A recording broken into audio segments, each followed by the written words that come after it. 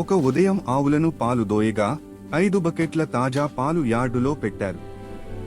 జంతువులు వాటి చుట్టూ చేరి ఆశ్చర్యంగా చూస్తూ ఏమవుతుందో అనుకున్నారు. కానీ కొద్దిసేపటికి పందులు నిశ్శబ్దంగా ఆ పాలను తీసుకెళ్లాయి. ఆ రోజు తర్వాత తోటలో ఉన్న ఆపిల్స్ కూడా కనిపించలేదు. ఇది చూసి కొన్ని జంతువులు ఆశ్చర్యపోయాయి, కొన్ని జంతువులు సందేహం వ్యక్తం చేశాయి.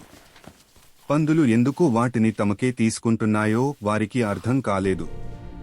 కొద్దిసేపటికి స్క్వీలర్ అన్ని జంతువులను కూడగట్టి మాట్లాడటం ప్రారంభించాడు.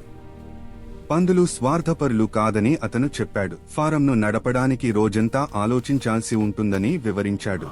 అందుకే పాలు మరియు ఆపిల్స్ పందులకు అవసరమని చెప్పాడు. పందులు బలహీనపడితే ఫారంను సరిగ్గా నడపలేరని అన్నాడు. అంతేకాదు, అలా అయితే మిస్టర్ జోన్స్ తిరిగి రావచ్చని హెచ్చరించాడు. ఆ మాట విన్న జంతువులు భయపడి చివరకు ప్రశ్నలు ఆపి ఒప్పుకున్నాయి.